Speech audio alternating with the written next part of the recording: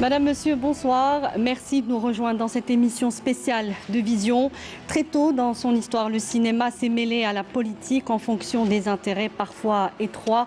C'est quelque chose qui remonte même à la Première Guerre mondiale où l'ensemble des belligérants avaient impliqué à l'époque des départements cinématographiques comme instrument de propagande idéologique au sein même de leurs armées respectives.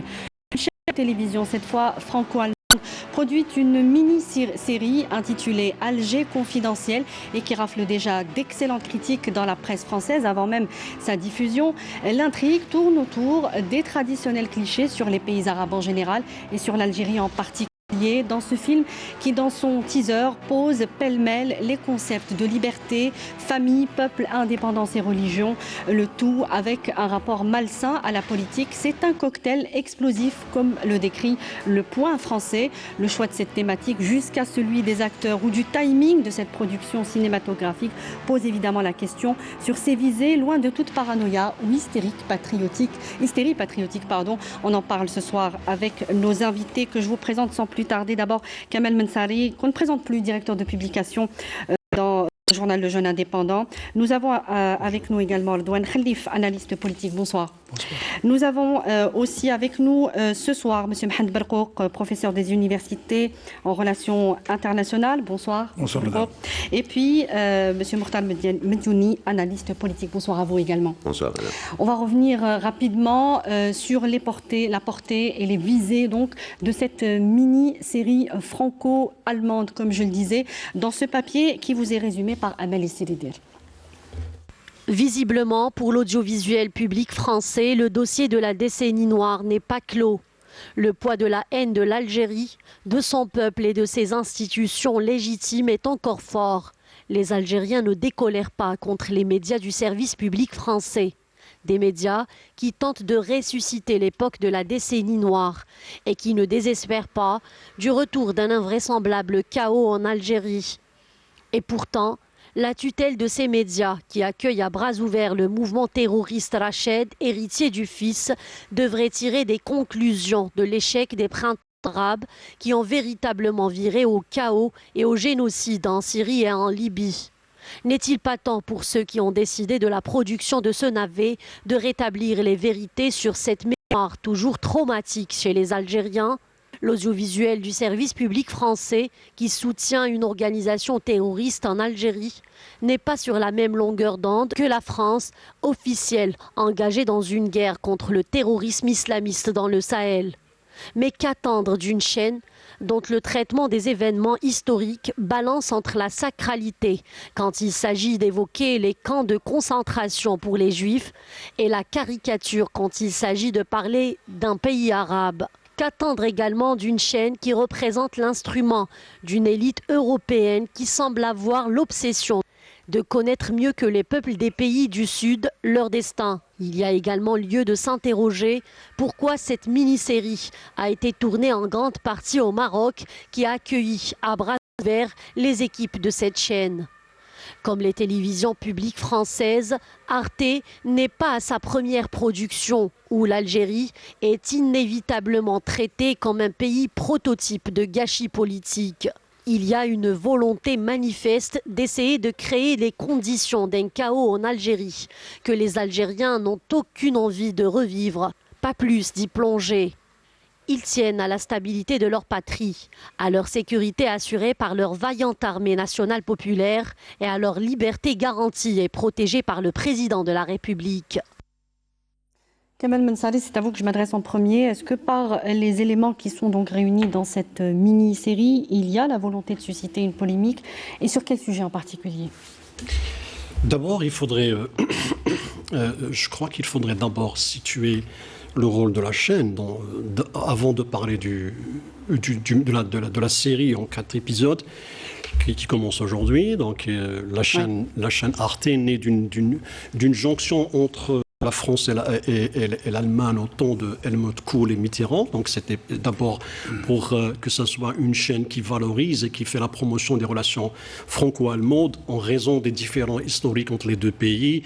Donc il y avait une volonté d'apaisement entre les deux États. Donc c'était dans ce sens-là, mais elle a déraillé de son rôle principal qui était justement de ne de ne pas provoquer de scission entre que ce soit les deux pays ou les autres. Donc jusqu'à un certain temps, Arte a été plus ou moins une chaîne respectable, mais toujours est-il, même dans la question palestinienne, mais là, avec cette série, et on voit l'orientation qui est donnée à un reportage, plutôt une série qui vise d'abord les institutions de l'État, qui vise les services de renseignement et qui remet en cause, qui déterre une situation qui a été balayée par les Algériens ou enterrée, et pour revenir à une étape. Et le plus emblématique et qui soulève toutes les questions, c'est que cette série se déroule en 2016. Et en 2016, il y a une situation qui est tout à fait différente des années 90. Et on essaye par transposer. C'est vrai que le livre d'Oliver Bozzini a déjà suscité une polémique. Et là, dans le film, on essaye de créer une nouvelle réalité. Dans le livre, la situation se passe en 2012, l'enlèvement du attaché d'un vendeur d'armes, allemand à Constantine. Et là, on revient on transporte cette série-là, on la met en 2016 pour qu'on vise spécialement une réalité ou bien une autorité qui était présente à l'époque. Donc, et en plus, on essaye de montrer l'Algérie comme étant un pays qui vit du trafic d'armes. Et au lieu de passer par des canaux officiels comme on l'a fait, surtout avec la Russie. Il y a d'abord cette réalité. Et le plus important, c'est qu'aujourd'hui, on voudrait maintenir l'idée que l'Algérie est un État dirigé non pas par des civils, mais par des militaires. Oui. Et c'est ça le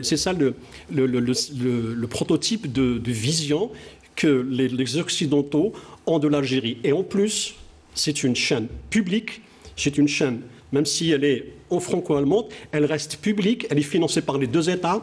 Et donc là, on voit un petit peu le rôle des États à travers, que ce soit Arte ou bien à travers France 5 ou bien France 24. Là, il y a une volonté étatique délibéré, ce n'est pas un choix éditorial, mais c'est un choix étatique. On voit bien que ces visées sont orientées ou bien commandées en haut lieu. Est-ce que, M. Khalif, est-ce que cette thématique dont parle M. Mensari n'est pas aujourd'hui dépassée, comme il parle de transposition, d'une époque qui est révolue aujourd'hui, d'une décennie noire qui est complètement révolue et qui a été évidemment traumatique pour les Algériens. Est-ce que justement cette série n'est pas dépassée en elle-même par cette thématique? Machiavel a dit, calomnier, il en restera toujours quelque chose. Donc c'est une propagande de plus, une propagande étudiée dans des ateliers de réflexion, basée sur des plans machiavéliques qui visent toujours l'Algérie, son peuple, surtout sa jeunesse.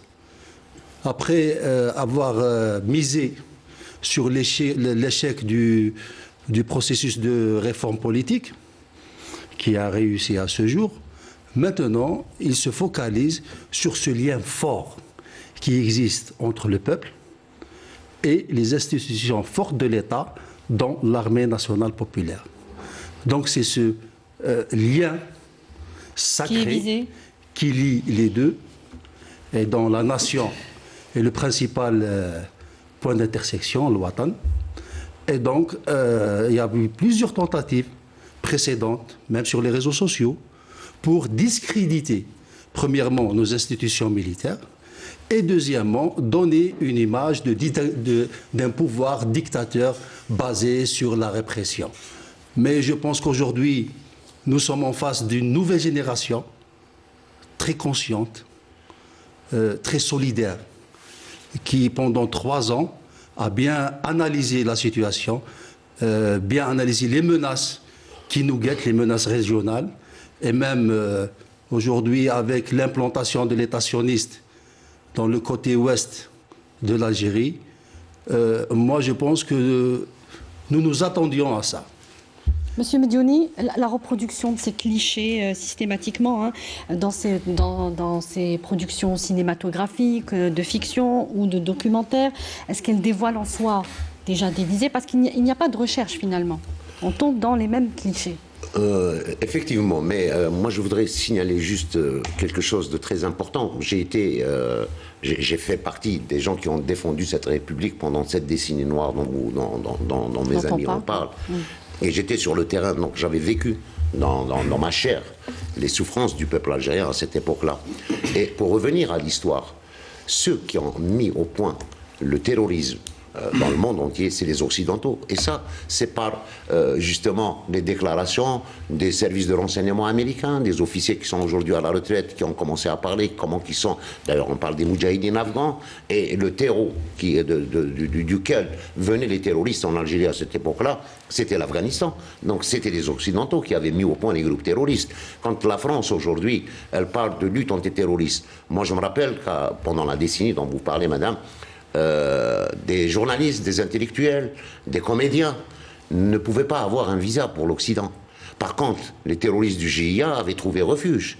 Donc ça vous donne une idée qui finance, qui articule, qui emploie justement ces gens-là. Donc pour revenir, moi tout à l'heure on discutait avec M. Berkouk dans une émission et j'ai dit que finalement, moi ce genre d'émission c'est bienvenu. Parce que tout simplement, à chaque fois ils font ça, on devient encore plus solide, ça resserre les rangs des Algériens, parce qu'ils n'ont pas compris la sociologie de l'Algérien. Il est tellement jaloux de son pays qu'il ne faudrait pas toucher à son histoire. Et ça, à chaque fois, ils nous rendent service. Monsieur Mohamed Berkouk, je voudrais vous faire réagir d'abord en tant qu'analyste, politologue, sur un peu la dialectique peut-être de cette mini-série. Qu'est-ce qu'elle dévoile selon vous? Déjà, avant de répondre à votre question, il y a une lecture du contexte. La diffusion de cette mini-série sur 4 jours. Oui. Aujourd'hui, c'est la veille de la journée du martyr. Le dernier numéro de la série, c'est la veille du 22 du mois de février. On va y revenir sur le timing. C'est très important. C'est prévu. C'est très important. Tout fait partie d'une stratégie de désinformation, mais aussi, elle est très étudiée, mais aussi de déstabilisation. Il faut lire, madame, ce qu'on a pu voir comme trailer, comme disons image sur le premier numéro de la série, c'est déjà 4 grandes questions. La première question, c'est par rapport à cette notion de l'État.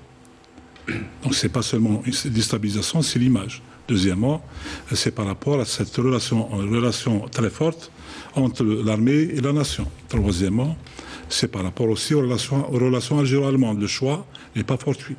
Le choix des armements n'est pas fortuit. Le premier partenaire de notre organisation populaire en matière d'industrie militaire, c'est l'Allemagne.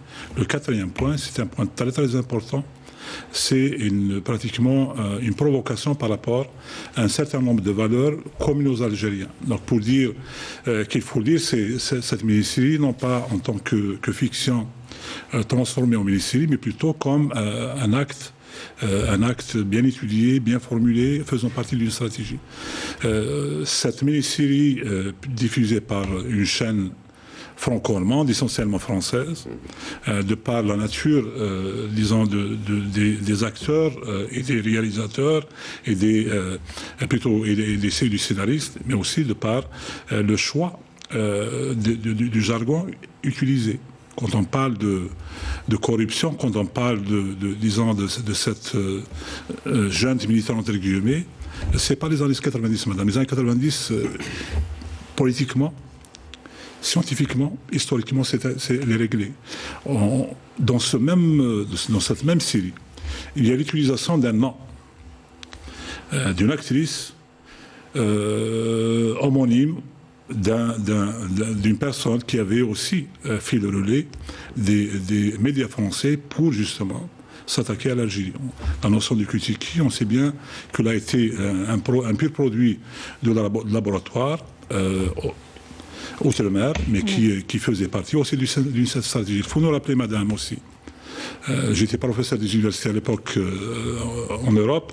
Les perceptions françaises, les perceptions européennes plutôt, et occidentales, de ce qui se passait en Algérie étaient formulées, construites, reliées par les Français.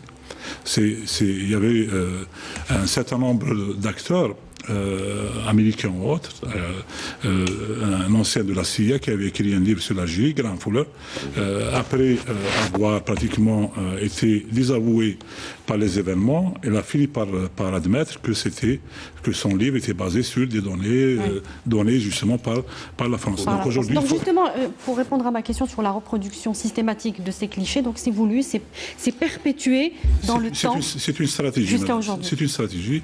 Il faut dire que l'Algérie dérange. Je vais utiliser l'Algérie dérange sur plusieurs plans. De par ses positions, de par sa position, mais aussi de par les réformes en cours, soit politiques ou économiques, et de par les grands partenariats que l'Algérie est en train de construire et de consolider. Donc l'avenir de cette zone ne pourrait plus se dessiner par des actions ou des stratégies construites à Paris ou ailleurs. Étrangère, exactement. Alors, est-ce que cela peut signifier, Kamel Mensari, est-ce que cela peut avoir un lien?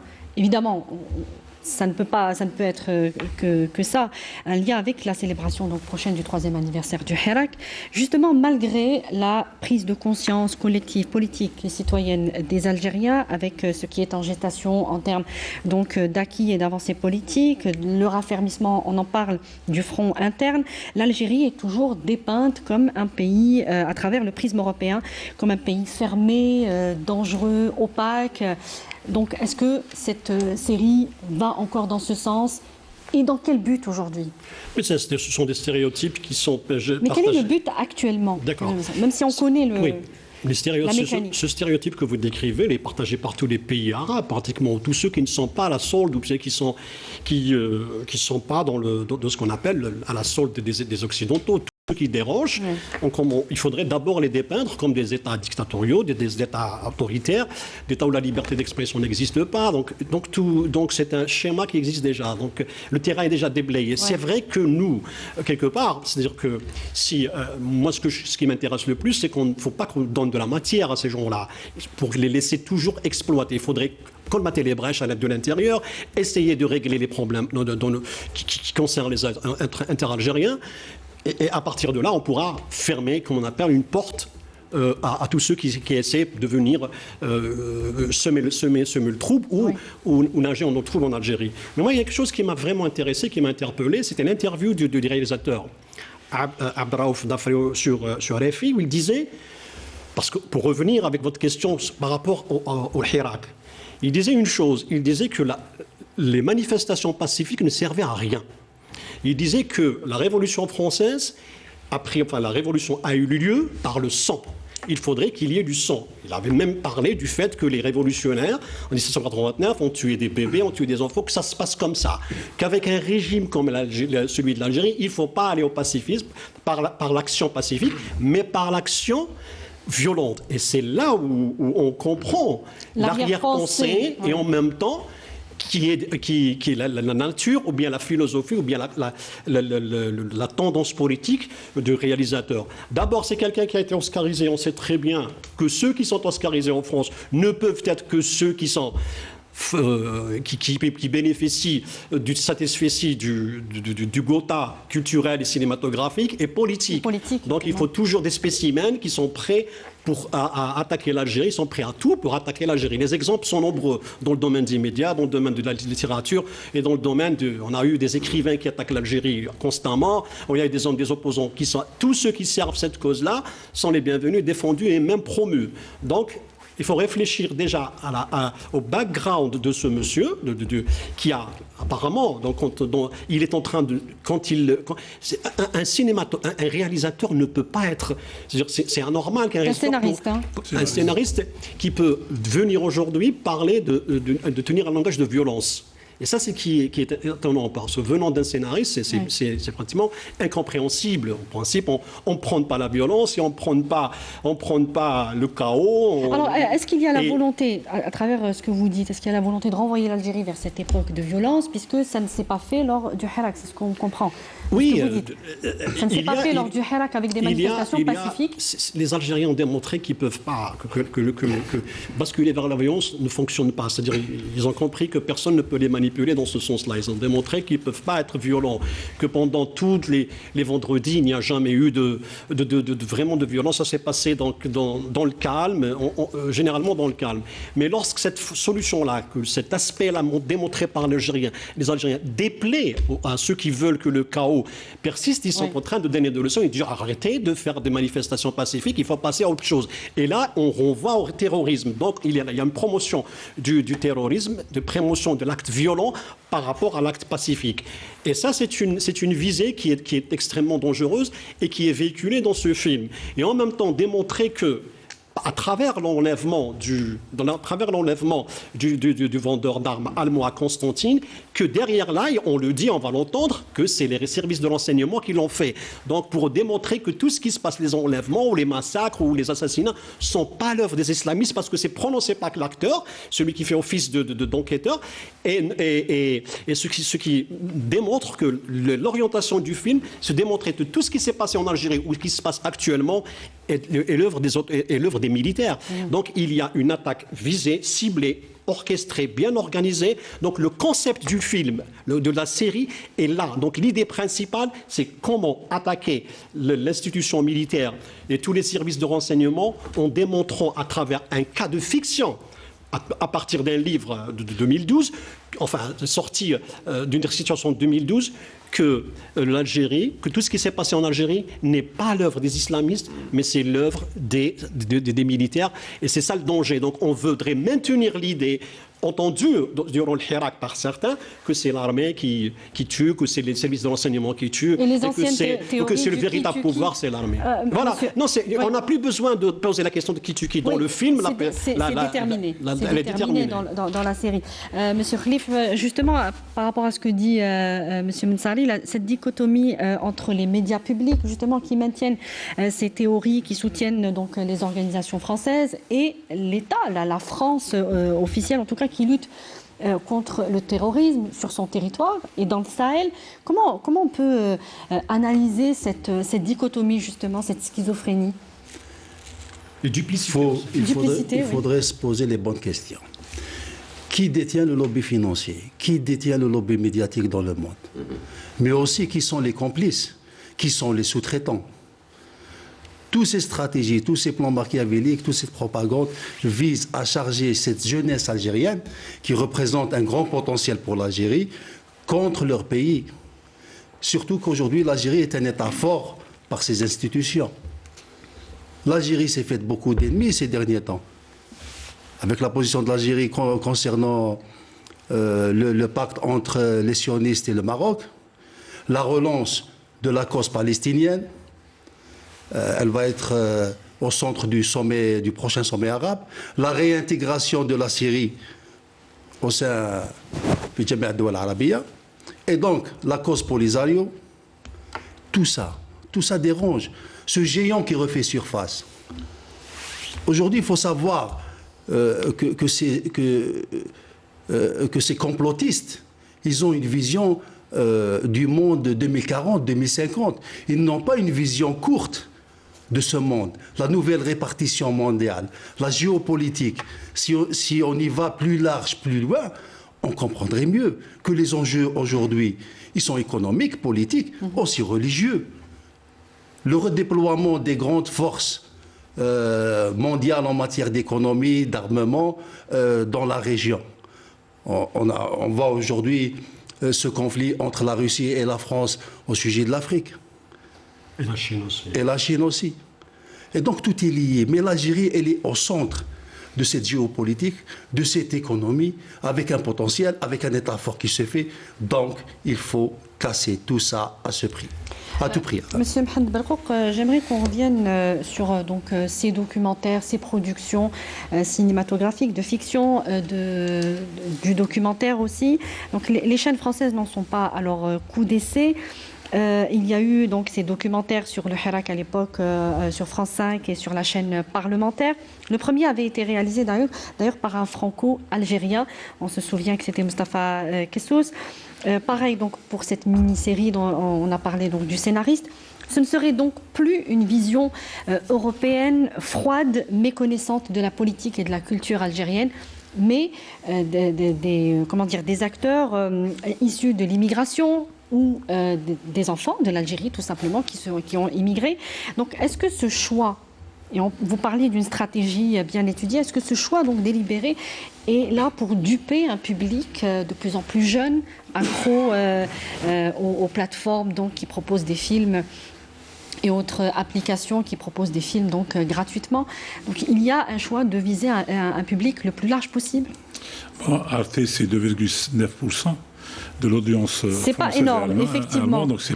Mais cette mini-série pourrait être proposée sur des applications aujourd'hui, beaucoup plus accessibles que des chaînes. Absolument. Mais il faut lire cette mini-série dans une stratégie plutôt globale.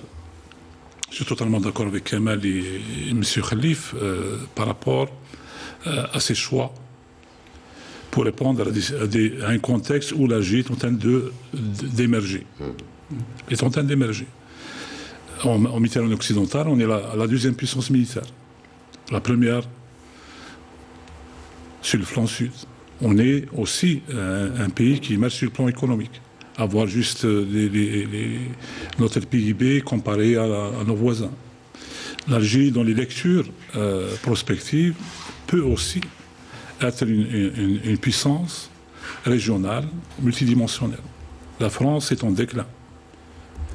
La France ne fera même pas partie des 10 premières économies au monde en 2050. Elle est actuellement pratiquement une puissance désavouée en Afrique, notamment dans des zones qu'elle considérait depuis très longtemps comme étant une sphère d'influence. Les précarés, oui. Les précarés. La concurrence n'est plus russe ni chinoise, est aussi américaine, même européenne.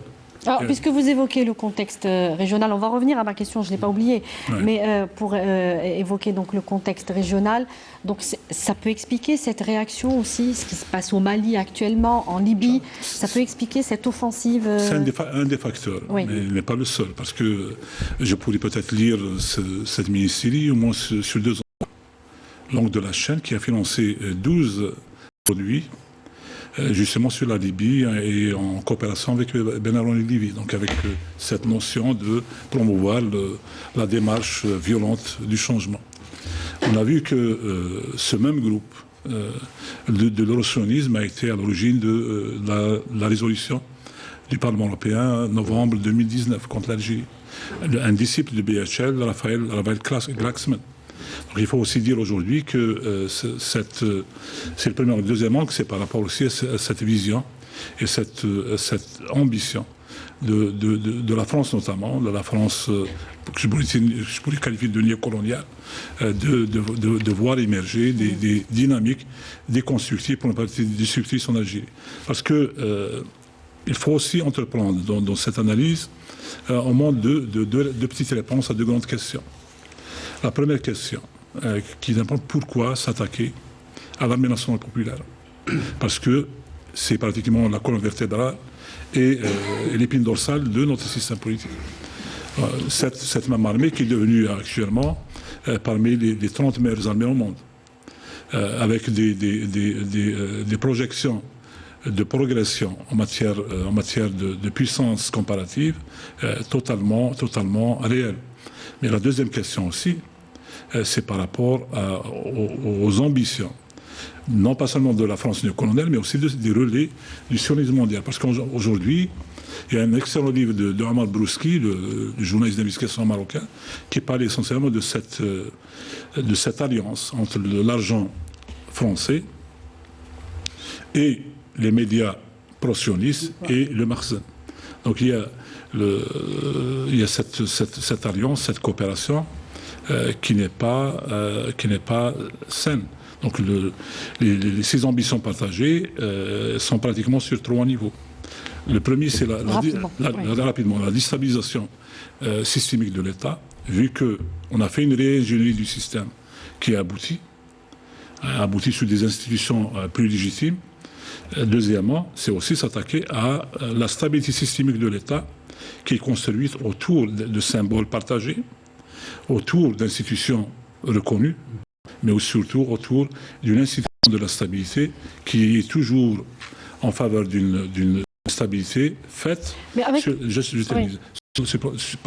par un système des règles constitutionnelles. Troisième point, madame, parce qu'il faut aussi lire, c'est essentiellement cette lecture qu'on doit faire, que ces médias, ces attaques, font partie aussi de ces stratégies de déstabilisation, à la fois par rapport à une certaine apologie du terrorisme, mais aussi un soutien constant à des mouvements terroristes et de déstabilisation, et aussi par rapport à une certaine cooptation d'acteurs de l'élite nationale, quelques acteurs de l'élite nationale qui n'ont pas cet attachement ou cet engagement au pays, justement pour donner un sens à ce discours qui est fait produit par les Français, mais relié par des acteurs, soit d'origine algérienne, même algérienne. Mais justement, on constate que la stratégie n'a pas trop évolué. C'est un peu la même chose depuis des décennies.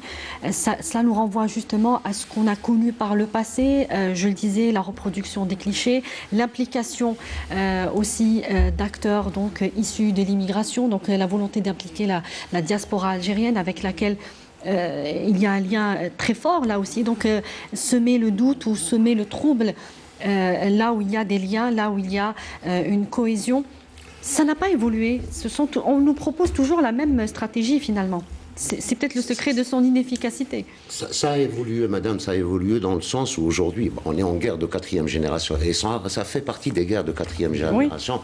Oui. Vous savez très bien que le Makhzen, il a investi pratiquement 150 millions de dollars dans les réseaux sociaux. Vous avez une armée de 250 personnes qui sont là à déverser des fake news, leur venin sur l'Algérie, sur l'Algérien, sur la situation en Algérie. Maintenant, si vous permettez, je reviendrai juste à ce que disait mon ami M. Khalif. C'est vrai, il a touché un point très très important qui dirige, qui finance, qui a la même mise sur la finance mondiale et sur les médias. C'est le sionisme, qu'on le veuille ou pas. Donc aujourd'hui, cette alliance, d'ailleurs, la preuve, le tournage a été fait au Maroc. D'accord. Oui. Il faudrait aussi parler de ça. Pourquoi au Maroc? Qui est-ce qui a commandé d'abord cet ouvrage? Est-ce que c'est pas le Makhzen? Aujourd'hui, l'Algérie dérange. Si elle dérange, c'est qu'elle existe. Et c'est parce qu'elle n'existait pas il y a 20 ans. Et ils avaient le champ libre, il y a 20 ans, pour s'accaparer des richesses de ce pays. En 2 ans, j'ai vu une analyse d'un occidental hier. Il disait qu'en 2 ans, la diplomatie algérienne, elle a repris sa place dans le continent africain et des succès sont là. La dernière, en date, c'est à l'UA, où on a fait barrage à l'adhésion de l'État sioniste comme observateur. C'est très important, ça commence à déranger vraiment, parce qu'on commence à remobiliser les Africains. La débâcle de la France en Afrique. Il faudrait aussi mettre ce documentaire ou cette mini-série dans ce contexte. La France, elle se cherche aujourd'hui. C'est vraiment une débâcle dans les pays du Sahel. Elle est chassée du Burkina Faso, elle est chassée du Mali.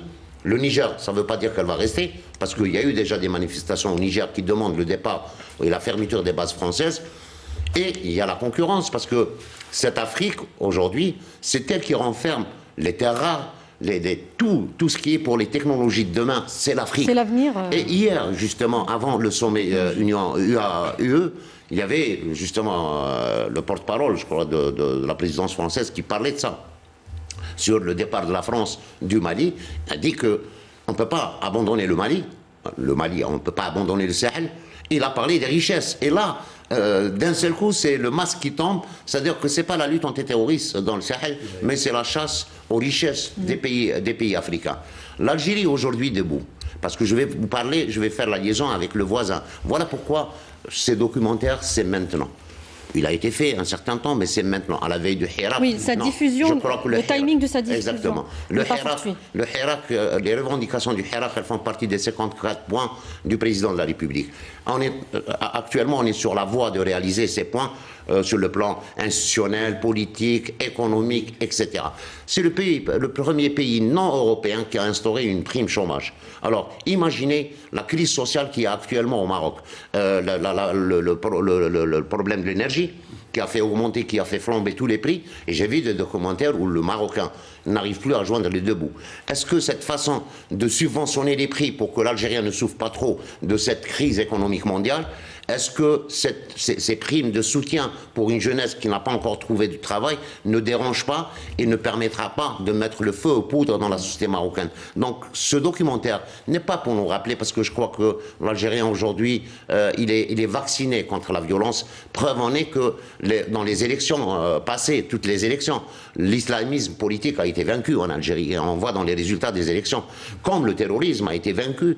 Et je crois que la force de l'armée algérienne dans ses opérations antiterroristes pendant la décennie ou après, c'est d'avoir justement cette symbiose avec son peuple. Et la participation du peuple dans les années 90, dans la lutte antiterroriste, a permis justement d'éradiquer ce phénomène de notre pays. Et l'Algérie, elle dérange parce qu'elle a cette expertise qui est reconnue même par les Américains. Et chaque année, dans le State Department, il y a le rapport annuel où on parle de l'expertise algérienne en matière de lutte antiterroriste, et que l'armée américaine a besoin de l'Algérie comme un pays stabilisateur de cette sous-région. Et je rajouterai quelque chose que professeur Berko le sait, il en a parlé tout à l'heure, sur le plan de géostratégique. On a déséquilibré les forces en présence en Méditerranée. Aujourd'hui, l'Algérie, elle dépasse certains pays européens. Je parle de l'armée, avec sa puissance, avec ses équipements, avec son professionnalisme. Elle dépasse de loin certains pays européens. Et ça dérange aussi, parce que l'Algérie n'est pas uniquement en Afrique, elle est présente aussi en Méditerranée. Et ça dérange énormément. Donc si on dérange, on existe. Kamel Mensari, on a parlé du timing. Il y a plusieurs éléments dans ce timing. Est-ce que cela peut aussi intervenir par rapport au dégel des relations exprimé officiellement, en tout cas, par les deux parties, entre Alger et Paris, exprimé même par le président de la République? Est-ce que cela peut déranger certains cercles, certains milieux? Lesquels et pourquoi? Écoutez, moi je voudrais revenir, au contraire, il faudrait bien revenir à la série pour comprendre la réalité, pour faire des recoupements et des rapprochements. Jusqu'à aujourd'hui, président Macron, il s'est attaqué à l'armée, donc il n'est pas revenu sur ses propos. Il fait la différence entre l'armée et la présidence. Ça crée un malaise et pour nous, ça suscite des suspicions. C'est pour moi, ça suscite des suspicions du fait qu'à chaque fois, il encense, il fait le panégyrique du président de la République, mais en même temps, il s'attaque à l'armée comme quoi le président de la République est noyauté, encerclé par les militaires. Et c'est ça le jeu dangereux de la France et qui est traduit dans cette série. Quand on revient à la série, le général Soudani, le puissant général Soudani décrit dans le film, c'est quelqu'un qui détient tous les leviers du pouvoir, c'est lui qui est derrière, et que l'attaché de la sécurité de l'ambassade allemande qui conquête sur l'enlèvement démontre qu'il fait face, il ne s'adresse pas aux civils, il s'adresse aux militaires pour démontrer qu'en Algérie, ceux qui détiennent le pouvoir sont les militaires. Ceci d'un côté, c'est un point très important. Je reviens aussi, quand vous parlez de timing, le timing, il y a eu beaucoup d'autres séries. Je ne sais pas, on se rappelle Designated Survivor, le feuilleton, enfin la série américaine. Dans la série américaine, on décrit l'Algérie comme un État terroriste à abattre, et on voit même qu'il y a eu une frappe contre la présidence, contre la présidence algérienne, comme démontré. Ce sont ces stéréotypes-là et cette démarche et cette posture qui est partagée par tous les Occidentaux. Je suis d'accord que le département d'État parle de l'Algérie est un pays qui lutte contre le terrorisme. Mais en même temps, le département d'État publie des rapports dans lesquels il démontre l'Algérie que ce n'est pas un pays libre, dans la liberté religieuse. En même temps que c'est un pays qui fait le trafic humain. Donc il y a des rapports qui sont positifs, mais de l'autre côté, on joue de la sorte avec nos pays. Avec les pays, on joue de la sorte. On montre que vous êtes un bon pour le terrorisme. Parce que ça arrange leurs intérêts. La lutte antiterroriste dans le Sahel ou en Afrique a été un tremplin.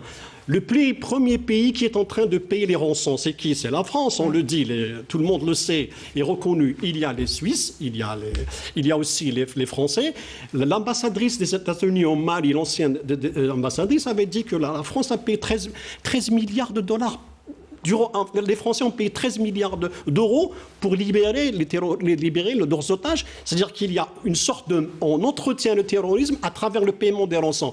La dernière en date, c'était celle où on a libéré 200 terroristes pour 4 otages, et dont certains ont été retrouvés en Algérie, se sont réfugiés en Algérie. Ils sont libérés sur les frontières algériennes. Absolument. Donc il y a cette duplicité et cette ambivalence dans le discours français. Aujourd'hui, la posture officielle, elle est traduite dans ce feuilleton. Lorsque Macron parle de s'attaquant en nos militaires, tout en encensant la présidence, là, il y a un jeu. On est en train de créer une sorte de friction, comme s'il y a deux pouvoirs en Algérie qui s'opposent et qui ne sont pas sur la même longueur d'heure. Il y a les civils d'un côté et les militaires. Et là, c'est un jeu très dangereux. En même temps, lorsqu'on parle on essaye de comprendre un petit peu l'enjeu géostratégique. Ce thriller, il est qualifié comment? Il est qualifié de thriller géopolitique. C'est la première fois, on n'utilise pas ce genre de concept. Mais pourquoi? Donc c'est OK, on va réfléchir sur la géopolitique. L'Algérie est un allié de la Russie. On voit ce qui se passe actuellement. Cette guerre qui se prépare dans 2-3 ans entre les États-Unis et l'Allemagne et la Chine, et en même temps qui doit neutraliser la Russie et neutraliser en même temps les alliés de la Russie qui sont l'Algérie. D'un côté, probablement demain, ça sera le rôle de l'Égypte, mais aujourd'hui, dans la région, le seul pays qui a l'impression qu'il n'est pas rentré dans le carcan occidental voulu, que ce soit par la France ou également par les États-Unis. Nous sommes restés pratiquement, par rapport à la question de normalisation avec Israël, nous naviguons seuls, nous sommes seuls. Encerclé, on est entouré par les Marocains qui l'ont. Il y a eu quand même un alignement avec l'Égypte. Hein. Non, je ne parle pas par nous. Non, nos relations avec l'Égypte, c'est autre chose. Moi, je parle du fait. Sur la normalisation. Je parle du fait que demain, peut-être, l'Égypte sera elle aussi sujette à des attaques de pression pour la plier sur ses relations avec la Russie, ne plus acheter ses armes. Le marché des armes est très important. Donc, parce que le film parle des armes.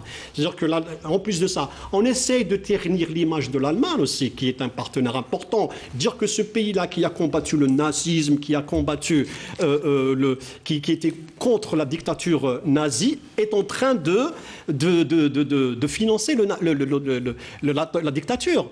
C'est ça, tous ces éléments-là, quand on les met sur la table, on voit quoi? On voit que la France, qui finance ce film, cet épisode, enfin cette série, et derrière, là, comme je l'ai dit au début, c'est un choix au sommet. Donc, on ne peut pas dire avec quelques cercles nostalgiques. Non, on ne peut pas écarter, on ne peut pas dire que ce feuilleton est venu par hasard. C'est une liberté d'expression, comme on essaye de nous le montrer à chaque fois. Elle traduit une logique d'un État, officiellement.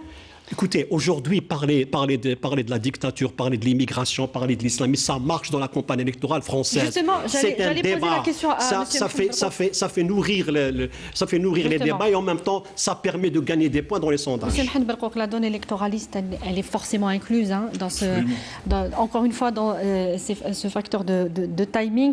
À quel point, justement, Kamel Mensali nous dit que finalement, ça traduit la logique de la France officielle, et non pas réduite à quelques cercles fermés et nostalgiques peut-être d'une Algérie française à l'époque. Pas une Algérie française, mais plutôt une France qui veut rester influente et dominante au Maghreb, notamment en Algérie. Il faut dire aussi... Donc il y va de sa place géostratégique aujourd'hui, c'est ça? Il faut aussi voir, Kamel, aussi voir le contexte, un contexte géopolitique. C'est pas seulement la Chine et la Russie, c'est aussi le rapprochement algéro-allemand depuis la visite de M. le Président de la République mois de janvier 2020 pour participer à Berlin, au sommet de Berlin. Il faut voir ces différents schémas potentiels de coopération entre les deux pays. Donc on est devenu en quelque sorte un partenaire privilégié de l'Allemagne dans cette sous-région. Il faut aussi voir les positions allemandes par rapport au Maroc et la question du Sahara occidental. C'est une chaîne franco-allemande. Voilà, mais il faut l'aller plutôt de stratégie française. Oui. J'ai parlé de macro-stratégie française. Plutôt, ils sont plutôt macro. Parce que ça englobe les médias lourds, ça englobe la presse écrite, ça englobe l'action des lobbies, ça englobe la diplomatie proactive française dans des forums européens ou internationaux. Mais il faut dire aussi que, madame, en ce qui concerne les élections françaises, il y a beaucoup d'éléments mobilisateurs, notamment pour la droite. En ce qui concerne ces flux migratoires, cette notion d'identité non partagée, etc. Mais en tant qu'Algérien, et je vais faire une lecture purement algérienne, comme mon frère Kamal, pour dire que les messages, disons, qui portent le plus de risques, notamment en matière de manipulation, sont trois. C'est l'institution socle, les valeurs socles et les éléments de la puissance de la nation. L'institution socle, c'est l'armée nationale populaire. Et je dirais, madame, que la question ne doit pas être posée par nous, Algériens, par rapport à cette question qui a été dégagée par l'histoire et par aussi le peuple algérien. La deuxième question, les valeurs socles, c'est notre identité, nos valeurs sociales. Parce qu'il y a beaucoup d'attaques et d'insinuations par rapport à ces valeurs. Troisièmement, par rapport à cette notion de puissance. On est un État qui va dans le sens d'une projection d'influence. On n'est plus dans cette notion d'État qui recherche sa stabilité, mais plutôt qui est en train de faire la stabilité d'autres États tout en préservant les principes. Cette projection d'influence, donc là, notre région, nos priorités géopolitiques sont l'Afrique. C'est là où les intérêts français sont menacés, non pas par l'Algérie, mais plutôt par des actions de ce qu'on appelle la compétition stratégique des États. La Russie est un partenaire qui recherche ses intérêts. La Chine aussi. Mais en ce qui nous concerne, le premier partenaire actuel en matière partenaire associé, c'est l'Union européenne, où la France n'est plus un acteur rivalisant la puissance allemande depuis très, très, très longtemps. Donc il faut prendre en compte toutes ces variables, tous ces paramètres pour comprendre les visées de cette ministérie qui essaie de faire de la manipulation, mais aussi faire en quelque sorte séduire à une image que l'Algérie est en train de reconstruire. Monsieur Khelif, justement, je voulais vous poser la question sur ça, sur est-ce qu'on peut définitivement mettre cette mini-série donc dans la catégorie de levier finalement de guerre de quatrième génération. C'est un outil de plus? Oui. En associant ça aux réseaux sociaux, à tout ce qui se fait, à ces pseudo-influenceurs, avec leur thématique basée sur une intox pure. Et ils sont soutenus par des pays qu'on croyait frères, qu'on croyait amis aussi de l'autre rive de la Méditerranée. Et ce qui dérange aujourd'hui, c'est que l'Algérie s'inscrit dans une nouvelle dimension de la pratique diplomatique basée sur des relations gagnant-gagnant, tout en préservant la souveraineté nationale et la souveraineté du peuple algérien. Aussi, aujourd'hui, l'Algérie a un langage franc, alors que d'autres ont un double langage. Ils soutiennent des causes, ils normalisent. Donc cette Algérie, par ses positions fixes et franches, commence à drainer d'autres pays qui étaient réticents et qui attendaient une locomotive. Notamment au sein de l'Union africaine, par exemple? Oui.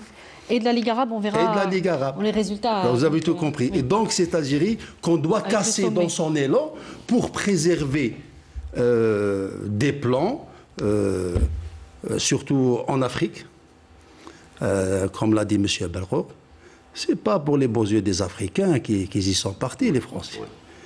C'est pour ces ressources énergétiques qui représentent plus de 70% de la consommation en Europe.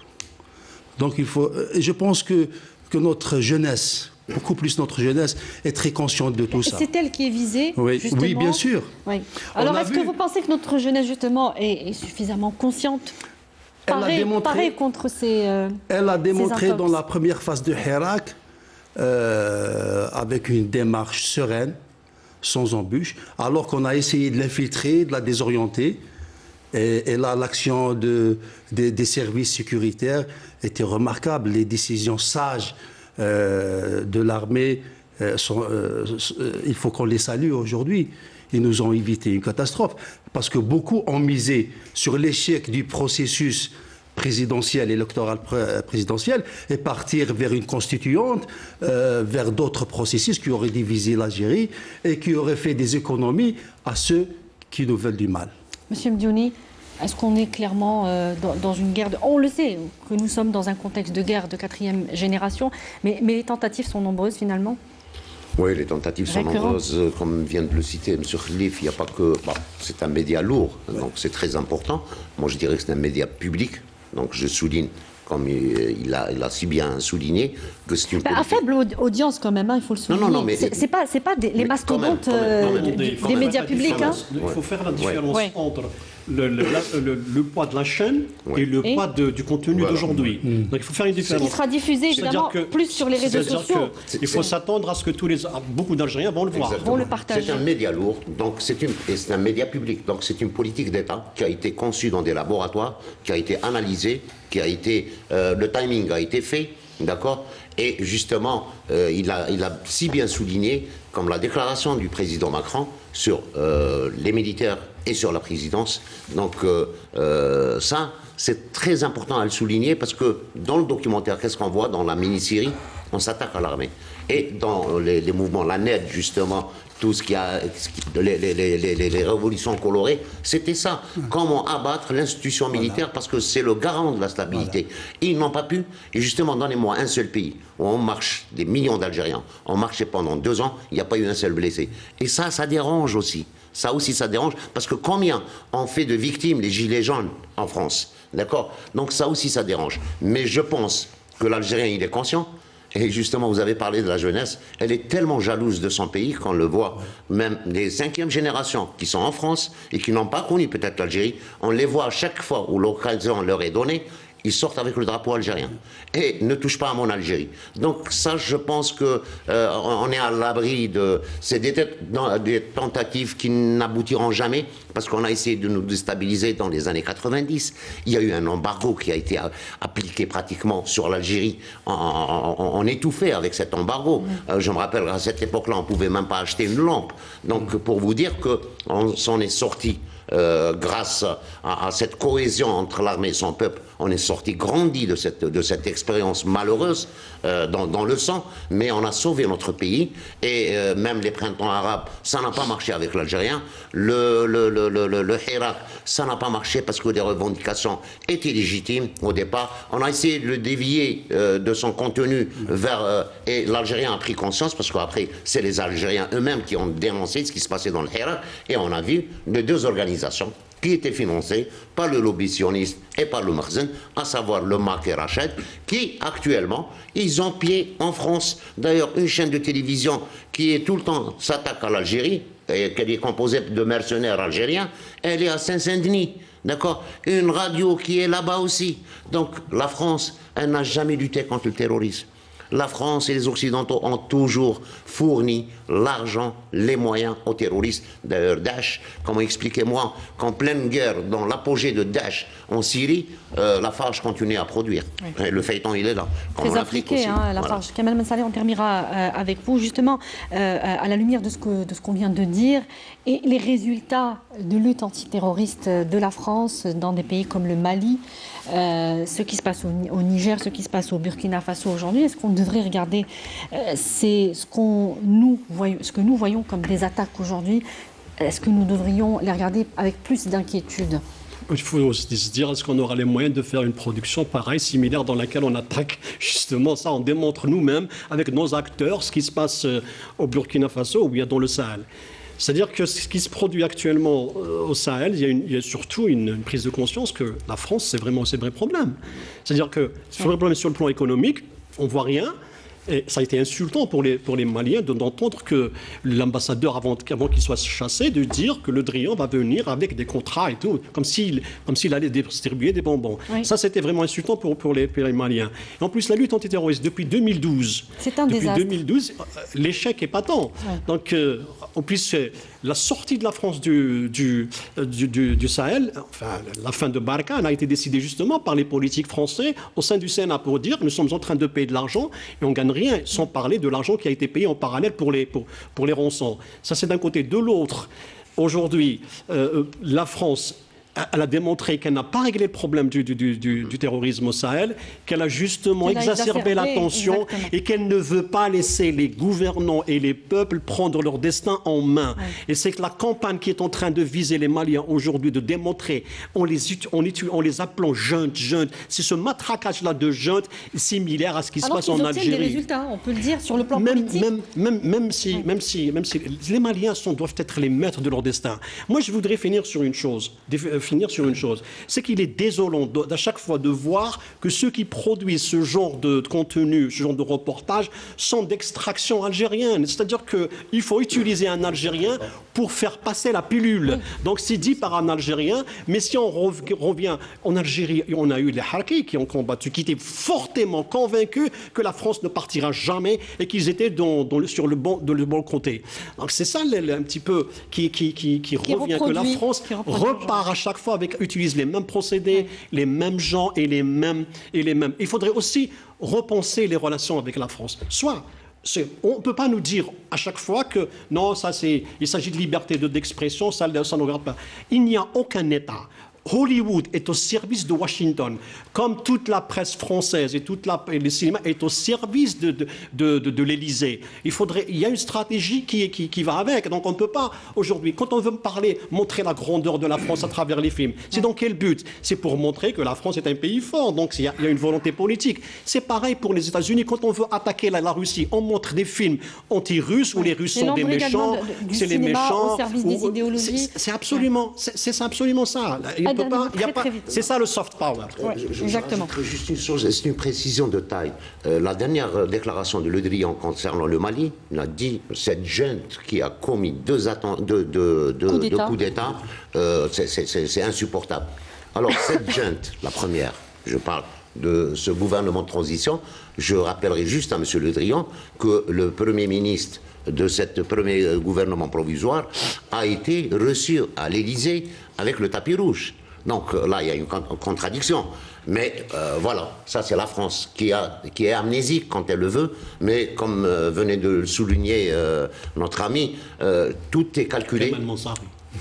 Tout est calculé. Et je parlerai de la partition du Mali. Parce qu'à un certain moment, l'armée malienne n'avait pas le droit d'opérer dans le nord.